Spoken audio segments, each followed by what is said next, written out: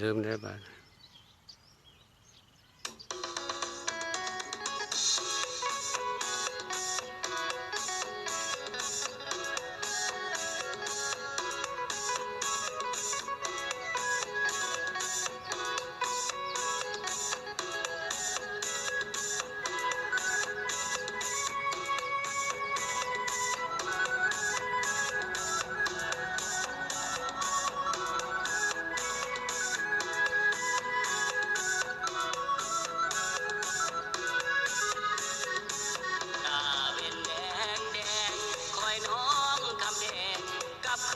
บ้านไทย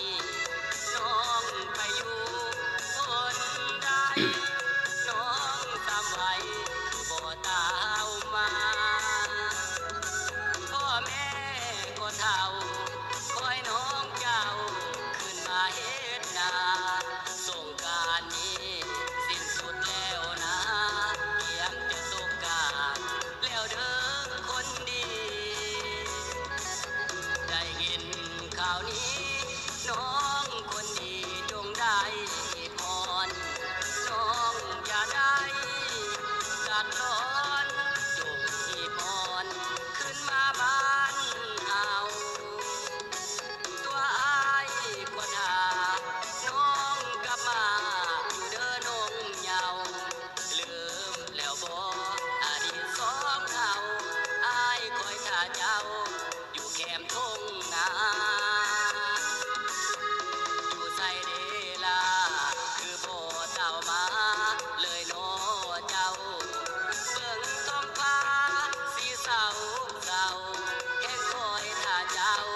ขึ้นมาดำนามีฝน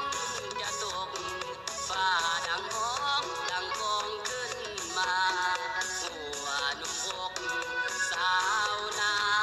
ยังคอยน้องลาขึ้นมาบ้านเฮาบ้านไห้เดี๋ยวนี้บ่คือปีแต่ก่อนภาพเขายังหลอกหลอนคิดถึงตอนอยู่หน้าดว